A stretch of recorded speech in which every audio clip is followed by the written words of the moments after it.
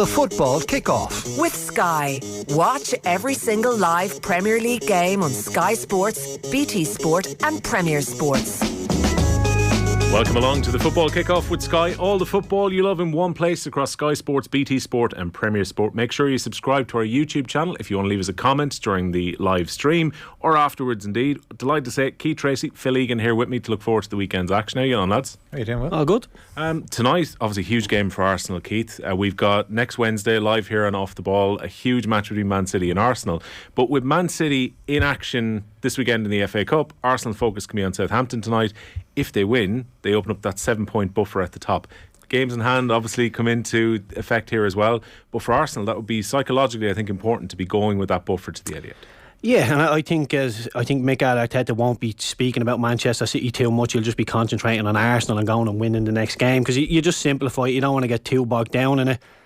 And look, I know Arsenal coming off the back of the two draws.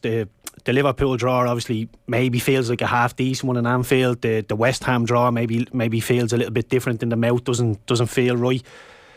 But Arsenal haven't lost a Premier League game since mid-February, so it's very hard to be critical of these players. And I know I said this a couple of days ago, that I want the Champions League football for Arsenal, and I thought we'd be struggling to get it. As it is, we're in a title race. We've probably just gone second favourites now, but what more do Arsenal fans want? I didn't think we would be anywhere near this, I have to be honest. And I know people are saying, but you're in that position, do you not feel? You need to keep an air of realism about this. You have to be honest. The objective was Champions League football. We've all but already done that with 7 or 6 games to go. So I think Arsenal fans should be over the moon.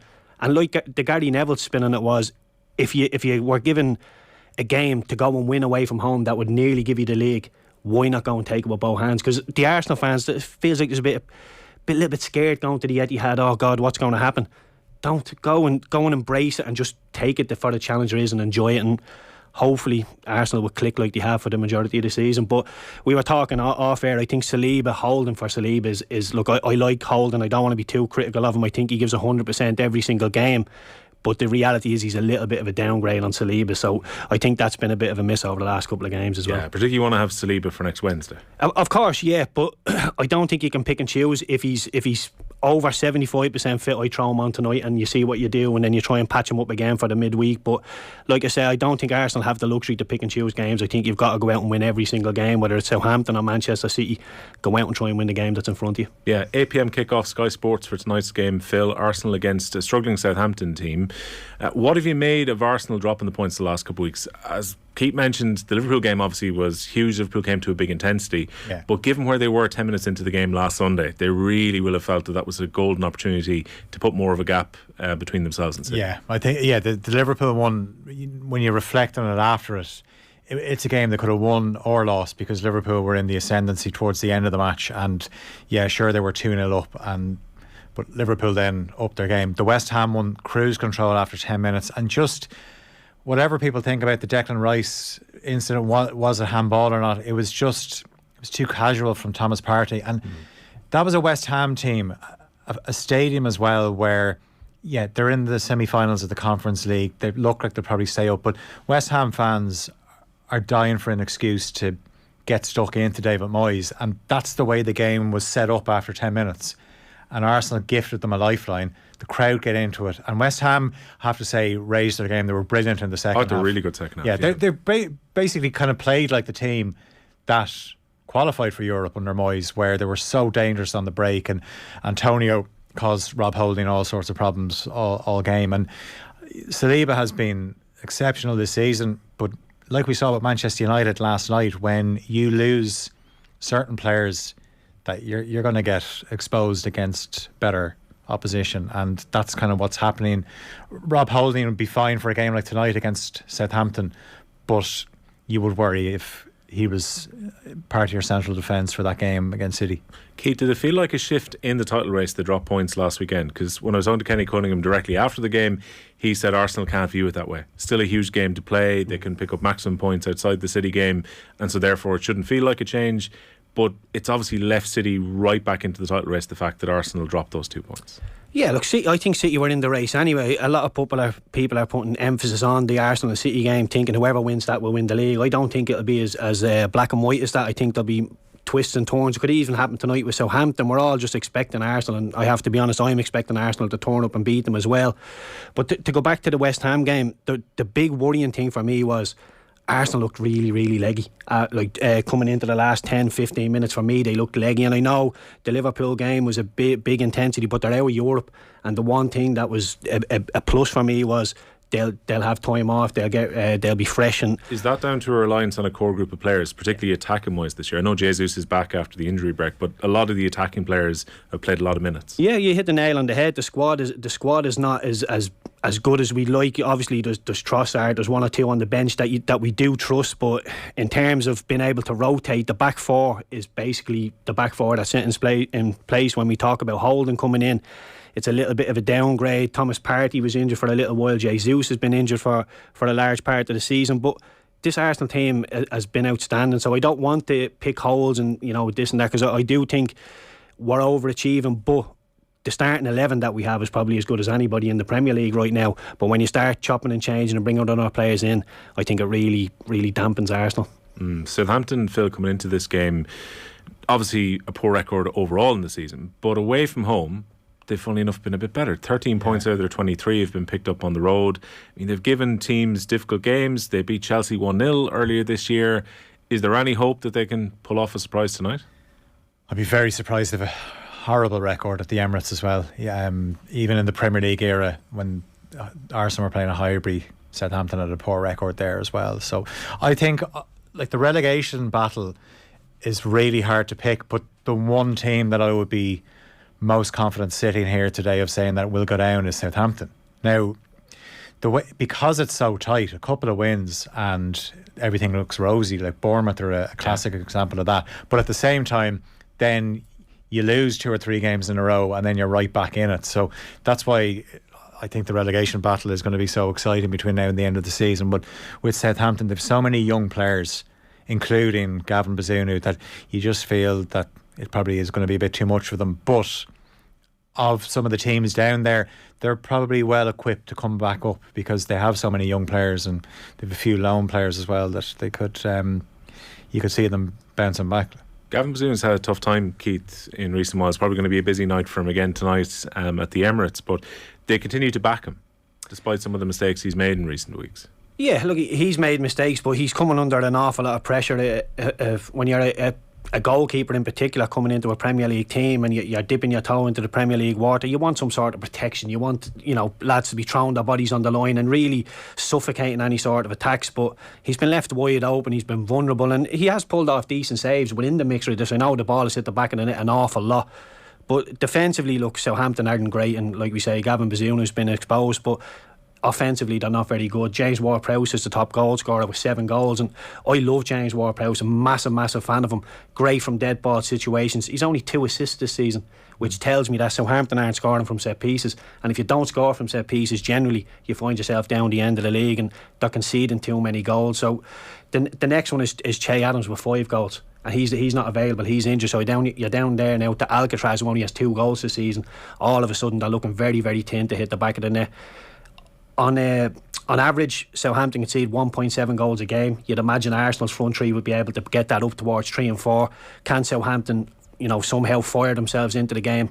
I don't think so. I think Arsenal should go and win this. But, the last thing I want is for them to be 2-0 up after 70 minutes and then Southampton to go and get one, because squeaky bum time all again. Then 2-0 is a dangerous lead for Arsenal right now. Yeah. It's a repeated trend, isn't it?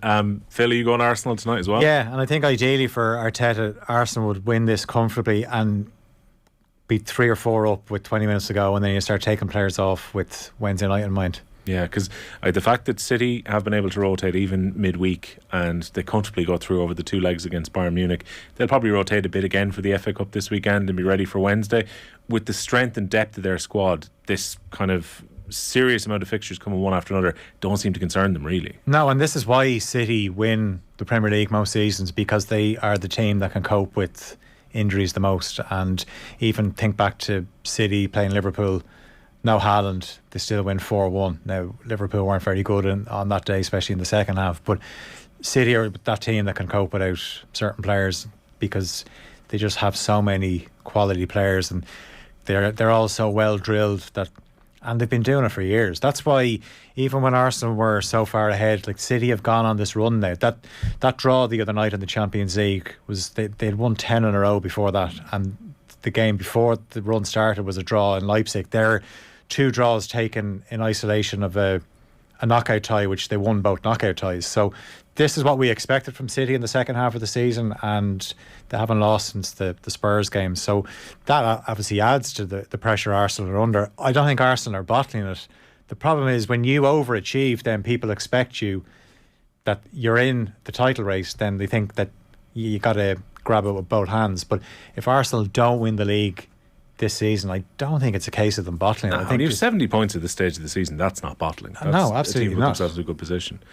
Tomorrow, Keith, Fulham against Leeds. This is a huge game for Leeds. John Giles was in that very seat last night. He said his main concern about Leeds manifests itself midweek, which is that defensively they have got real problems at the moment. They shipped 6 against Liverpool on Monday. They've been leaking goals in recent weeks. Fulham have been very good all season. If Leeds are going to stay up, they have to try and fix that, even if it is patching it over for the next few games. Yeah, they do. They need to stop the goals flying in. I have the last 5 games in front of me, and they're conceding goals left, right and centre. Like you say, 5 against Palace, 6 against Liverpool.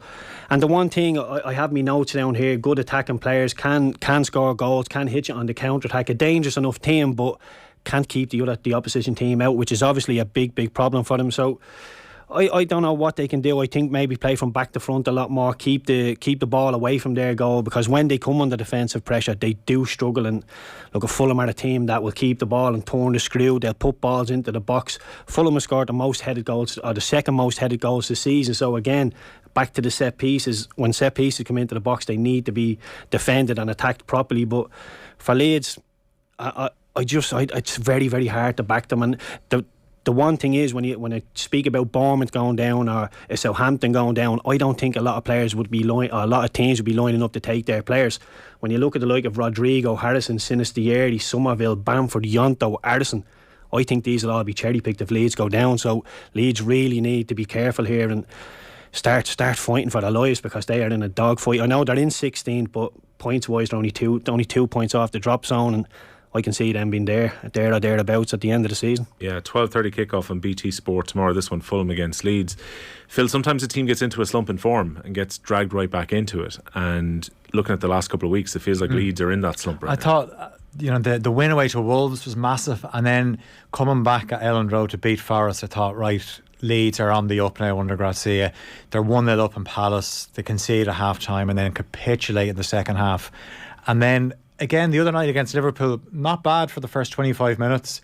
Then Liverpool get their goal, and look, again, like try and explain the handball rule to me with the Trent Alexander-Arnold, but they get smashed 6-1, and that's the worry. Now, with Fulham, obviously no Mitrovic.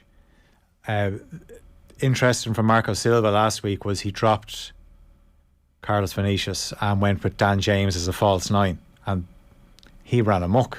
So that could actually make it a real up and down, end to end game, which at times you think it suits Leeds.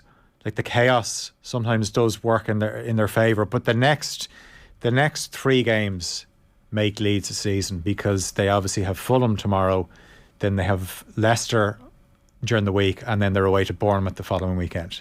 That's it. But then after that, their fixtures are City away, Newcastle home, West Ham away, and then Spurs at home on the final day of the season. And you could argue even the games over the next 2 weeks are against teams, they're relegation 6-pointers, to use the cliche. Yeah, like it's so tight down there that they're the games to watch. Obviously the title, a potential title decider between City and Arsenal is going to be the big game over the next few weeks, but there's so many interesting games down the bottom end, and they're the ones I enjoy the most, but they're so tense that, like, you'd after watching them, like, you'd need to get out and get a bit of fresh air, because there's so much at stake. Whatever about going for titles, fighting for survival. As Keith said there, like, your squad could get stripped of all its assets. Like, we mentioned James Ward-Prowse. There's so many good players down at the bottom end of the league that clubs are looking at now, going, who are going to take? Like, you mentioned even Leicester. I mentioned there. Yeah, Leicester have so many players that are not going to play in the Championship if they go down. It doesn't seem like we're saying the same thing about Leeds since Bielsa. saying that defensively, like attacking, they're all over the place. It's 100 mile an hour. Maybe if they were a bit more defensively solid, they could go up the league, but they just don't seem to have a defensive mindset at coach and, you know, go in there and say, let's get 2 banks of 4, stop the other team and scored, and then go from there. But it just seems to be 100 mile an hour. I love watching Leeds play, but if I was a coach, I'd be pulling my hair out at that team. I really would. Yeah, even tail end of last season, it was kind of Leeds going blow for blow against teams, and eventually stayed up because they scored some important goals and won some important games towards the end of the season. But they're not a team that you would associate with being solid. They're not going to eke out 1-0 wins. A lot of the Leeds fans were saying that, you know, the way we played under Bielsa was brilliant, and they want the new coach to play like that. But, you know, sometimes the grass is not always greener. If it has to be a little bit more long ball, a little bit more rigid defensively, if that keeps you in the Premier League, then by all means do it. Yeah, so that's the 12:30 kickoff. Looking forward to 3 o'clock Premier Sport. Liverpool against Nottingham Forest. We already kind of touched on Liverpool a little bit there, Keith, the way they played midweek. It's just they're so confusing that they go on this run between the Manchester United game and then stuffing Leeds, and now in theory they should go carry that form on against Nottingham Forest. They're still a long way away from the top 4. I think it's still unrealistic that they would overtake Manchester United and Newcastle. But where are Liverpool at after Monday? I'm just not too sure with this Liverpool team. They're fairly similar to Chelsea in that you just don't know what you're going to get. At home, I understand they are a little bit better. I think they're 5th in the league if you manipulate the Premier League table to make it look like you want to look. And at Anfield, Liverpool are still Liverpool, but when they come away, I know they beat Leeds 6-1. But other than that, away from home, it really has been dismal. Liverpool have won 47 points. 31 of them have been won at Anfield. It just goes to show you how sloppy they've been away from home. I expect them to beat Forest. I expect them to beat the majority of the teams they play at home. But when they come away from home, they look leggy. They don't have the cup with them. They don't have their fans. The intensity is a little bit lower. And all these little 1%, half percentages over the pitch, they're not as fluid in the final third. They're not defending well enough. The pressure is not the same in the middle of the pitch. It just all makes a leveler for the other teams. And when they come away from Anfield, Liverpool look really, really tired to me. And when Van Dijk is saying things, I know he came under a bit of criticism from a couple of Dutch legends, and he's coming out and saying, I'm not a robot, I am tired. They're just red flags for me. You know, do you take him out at one of the most important times of the season? I'm not sure you can do that. I don't know with Liverpool. I think if you could just rip their hand, I think they'd rip your hands off if you said, we'll give you European football next season and just end the season for you now. I think Liverpool would be happy enough. And before we talk maybe about Trent in midfield or maybe coming a bit inside, Nottingham Forest is the one we can't buy a win. 10 Premier League games without a victory. That kind of mini little run they had has really come to an end. There's been a severe slump in form. Watched them against Manchester United last week. No shots on target. Yeah, look at this. I don't want to be too critical of Steve Cooper, because the amount of players that's come in the door, out the door, it's been a massive task. The owner doesn't seem to be giving Steve Cooper the best chance. He sits there with a lip on him, you know, when they're losing. Even when they're winning, he sits there with a lip on him half the time.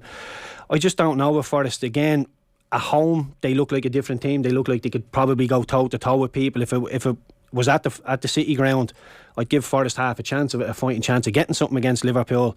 With it being in Anfield, I expect Forest to go there, throw a few punches, be rolled over quickly enough, and the game be put to bed sharpish. But look, I expected Forest to get relegated at the start of the season. They put up a bit of fight during the season. They changed my mind, but the longer the season goes on, the more they're creeping into my head for being in the bottom 3 as well. Phil, talk to us about Trent, because everyone's been talking about Trent this week.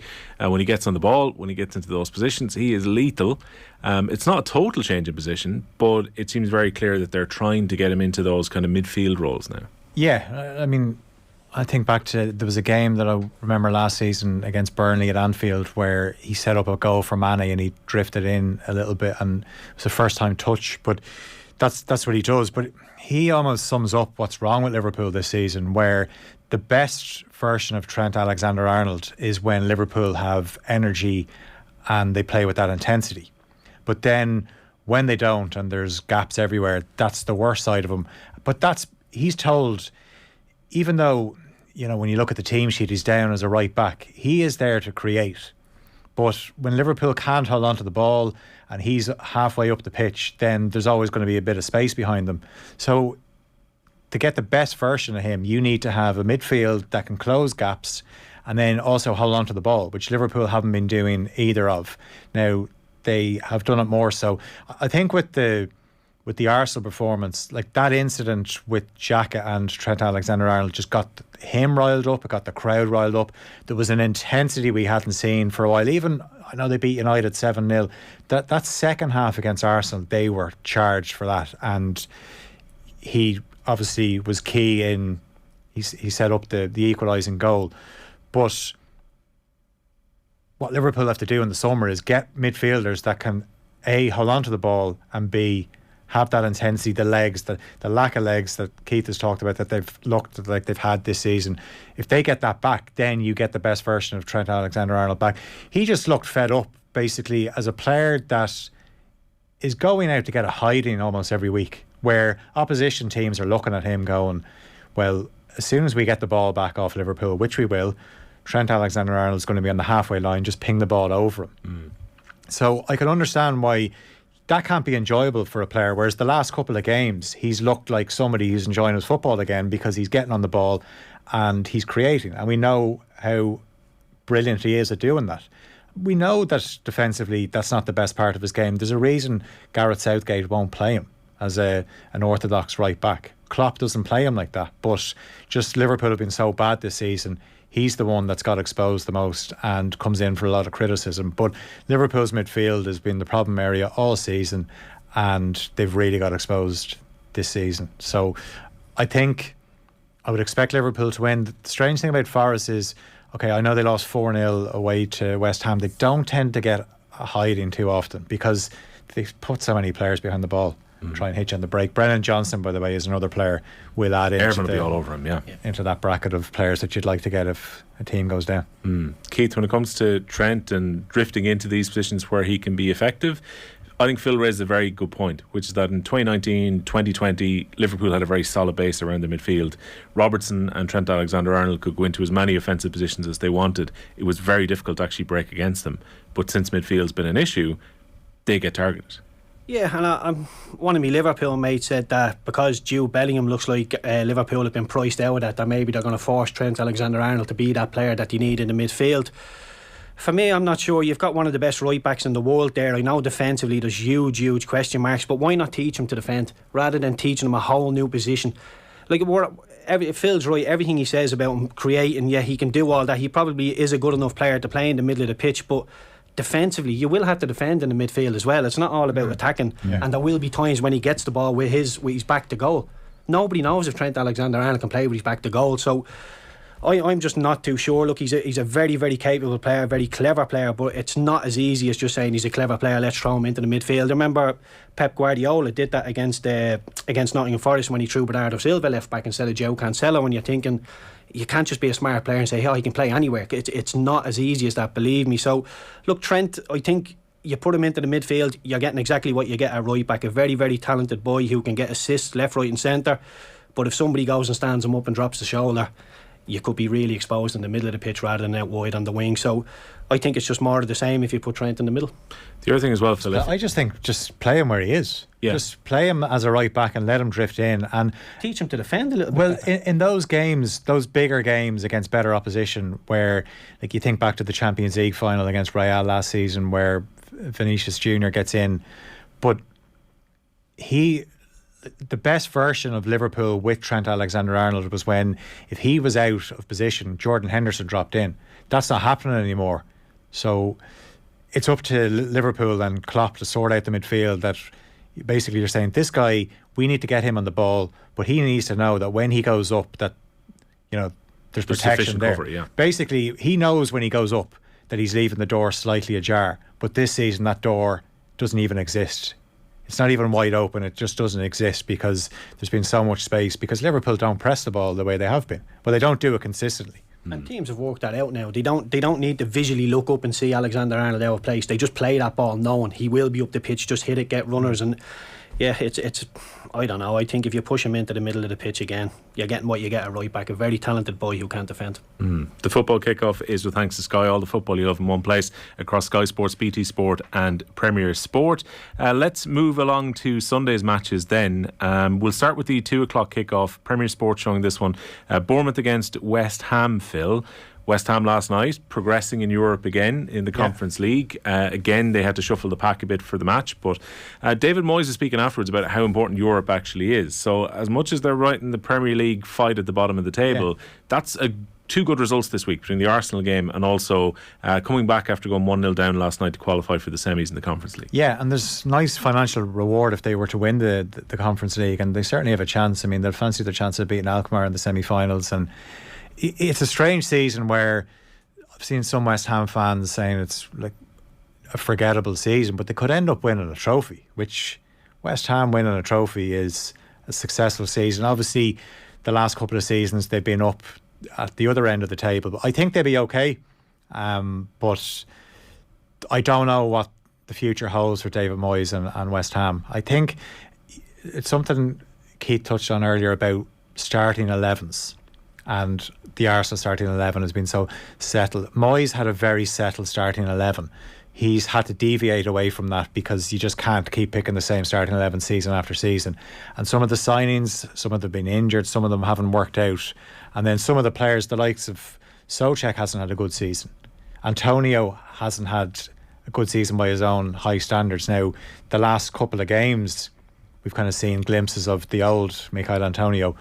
But I think West Ham will be fine, and another couple of wins, and then they can put it all into that European competition. And then if they win that, not only do they get, I think they would earn the guts of 20 million, but they're also in the Europa League next season. Straight into the group stage of the Europa League as well. None of the qualifying to have to navigate this summer as well. Second half last week, Keith, we probably saw what West Ham were capable of doing with the way they played against Arsenal. Yeah, look, West Ham, that's the West Ham that I know under David Moyes over the last couple of years been very, very competitive. It's just, I think the European competition has come to bite them on the arse. I think their squad is not big enough to deal with that amount of games. Like Phil says, he wants to pick the same 11, but with that volume of game, you have to start picking and choosing. You have to rotate people. Antonio, big fan of his, but he hasn't scored the goals. His performances are starting to get a little bit better, but in terms of goals, he's nowhere near the return you want. Neither Jarrett Bowen's a long way off. I don't think anybody's really took the bull by the horns in terms of goals. Samaka, I know he's been injured, but he hasn't really hit the ground running for West Ham the couple of games that he's played. Yeah, just another team that need a lot more goals in them. West Ham, they beat Ghent 4-1. And look, I think Declan Rice, I love him as a defensive player. There's rumours of him going to Arsenal. I'd love to see that happening personally, but everybody's making a big deal about the goal he scored last night running from his own half. That there wasn't a challenge put in on him. Like, I don't want to talk down about it. It was a great goal, a great run, but you're looking at that from a Ghent point of view and say, somebody tackle him. My God, he just ran into the 18-yard box, shifts it one way, shifts it the other, and then hits it. It was all too easy, but you'd swear it was like Maradona's goal in the World Cup against England. I don't think it was quite that good, but in terms of the league, I think West Ham will do enough just to stay in it. And if I was David Moyes, I'd be saying we need to go and win this European competition to keep my job safe. Yeah.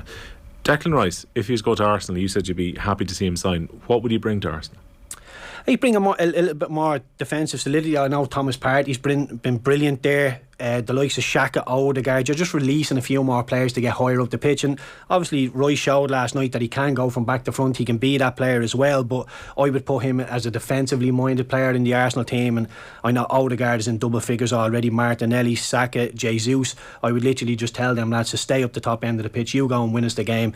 Declan Rice, Thomas Partey and the back four, they'll go and make sure that the other opposition don't score. So whether or not it happens, I'm not too sure, but it's one that definitely whets my appetite for him. Phil, we talked about Bournemouth for large periods of this season of being in trouble, and then Gary O'Neill turned it around with them, and now we barely talk about them being in any kind of relegation trouble at all. Yeah, no, they've been on a great run, obviously 4 wins and 6, which includes wins against Liverpool and Spurs, and yeah, he's just gone about his business quietly, and came in for Scott Parker.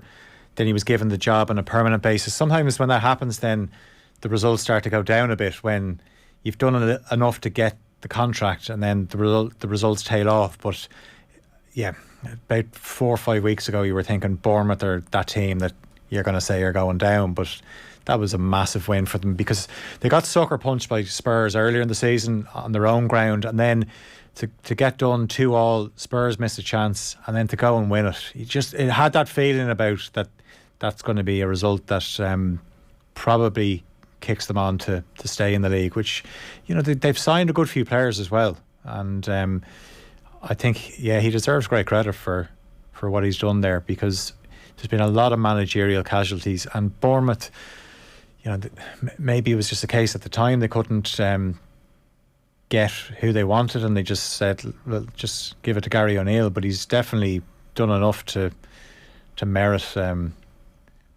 being given the contract, and some of the signings have been quite good, and they play with a nice bit of pace as well. And I said they've that game obviously on Sunday, but they've the Leeds game coming up as well. They've Southampton as well, so they could be safe in the next few weeks.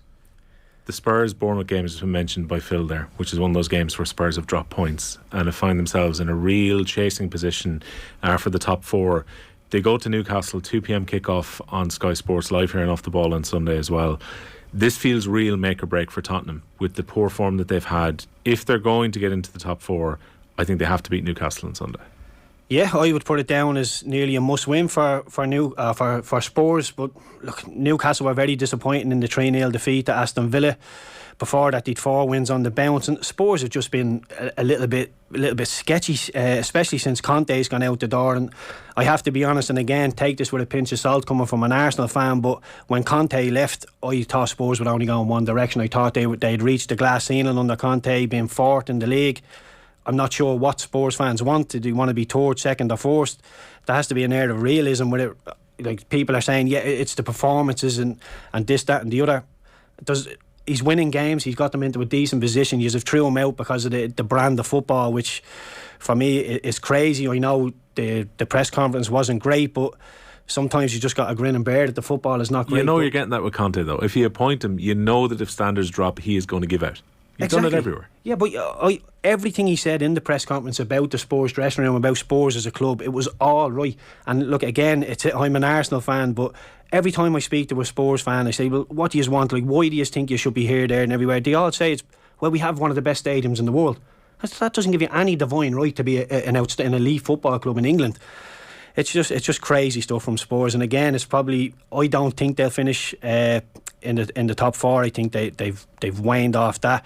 Harry Kane's goals return has papered over an awful lot of cracks. I think the same with Rashford at Manchester United, but Harry Kane has covered over an awful lot of cracks at that club. Yeah, is that the disappointment for Spurs this year as well, Phil, that Son Heung-min has not had the type of season that he's had in recent years, where he was a Golden Boot winner, he's a huge contributor with goals and assists, and even Kulusevski was providing a lot of goals and assists last season, while Harry Kane has had to take the burden of their goal production a lot this year. Yeah, and it's not the first season he's had to do it, but also you look at Richarlison, he was signed for big money, hasn't scored in the Premier League. Yeah.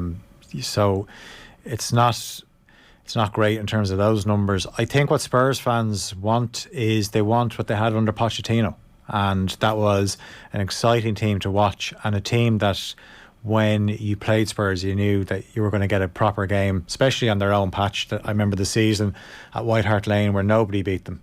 I think Liverpool were the only team to draw with them that season, and they won every other game, and they played exhilarating football. So that's not that long ago. No. So Spurs fans remember that, and then they look at some of the dross that's served up under Conte, and Conte's there.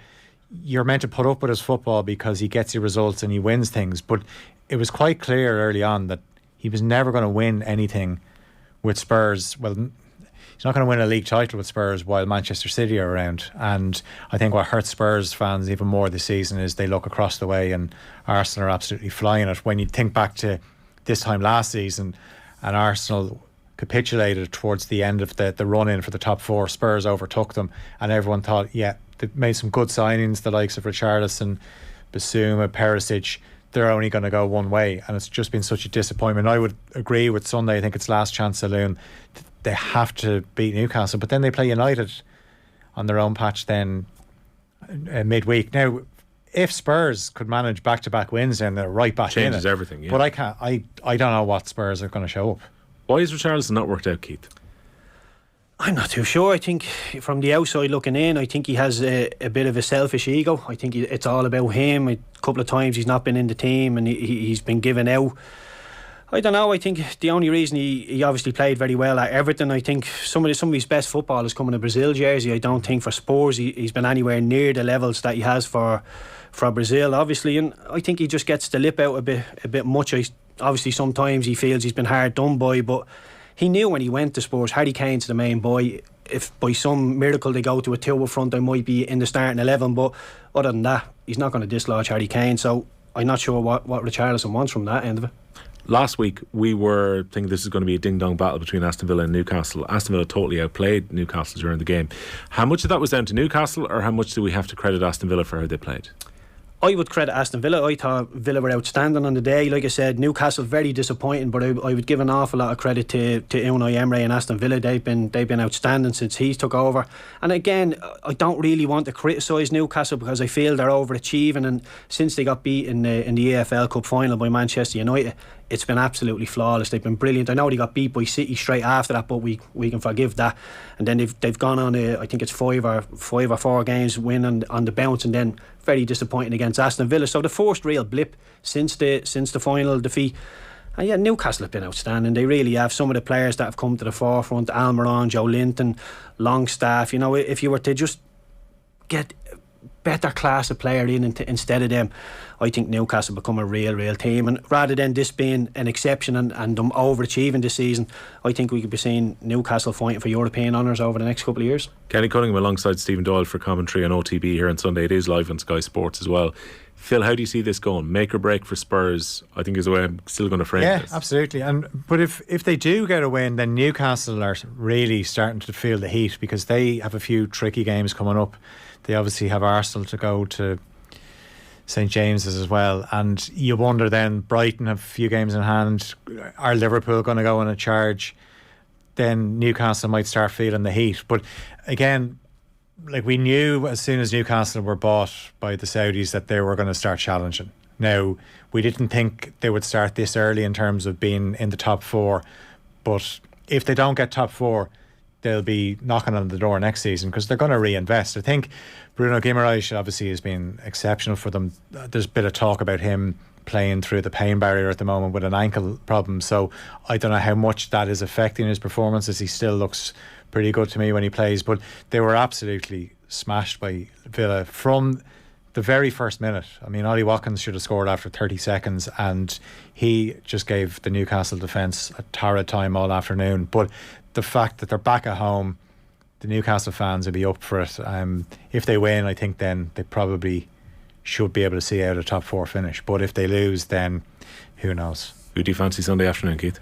I fancy Newcastle. I can't see past Newcastle, to be honest. Like Phil says, going up there, and I think they will just, St James's will demand the performance, and they will get one. And I think other than the cup final that Newcastle have played this year, this is probably one of Newcastle's biggest games in years. It really is. To go and cement, or all but cement, Champions League football, to go and beat Spurs, massive game. And I think the Geordies will just push that one over the line. I think the fans will get them there. It's one of the very few grounds I'd ever say that about, but St James's really can be the old cliche of a 12th man, so I expect Newcastle to get that one done, and that soft underbelly of Spurs, I think, will just creep back in out when it gets a bit tough. I've never gone to a Premier League game at St James's Park. I was at the rugby there a few years ago when the final was on. It's a great cathedral to watch sport in. What's it like to play in? Oh, it's brilliant. It's a great stadium. It's very daunting, because you come in, you're in a coach, and when you pull in the coach, you're sort of in the stadium all day. You're in the ground, so you come into the dressing rooms and you have to walk up the steps, and you're coming up and you see the tier, and they go and put your fans on the highest tier behind the goal. You can't even hear them. It's that far away. It's brilliant. It's great, and it's just one of them stadiums. Even as an away player, I loved it. I loved getting on the ball and trying to ruin the party and quieten the crowd. It's one of the hardest places to do it, that and Anfield, but I always loved playing at St James's. And when the crowd there are on it and they're demanding, like, everybody's a Newcastle or Sunderland fan. Nobody's a United fan up the north of England. Everybody's Newcastle or Sunderland. So yeah, I think they'll demand, and I think they'll get. All right, that is the game of the weekend, 2 p.m. on Sunday. You have been watching or listening to the football kickoff here with Sky. All the football you love in one place across Sky Sports, BT Sport and Premier Sport. Make sure to subscribe to our YouTube channel. We will be back at 11:30 next Friday. See you then. The football kickoff with Sky. Watch every single live Premier League game on Sky Sports, BT Sport and Premier Sports.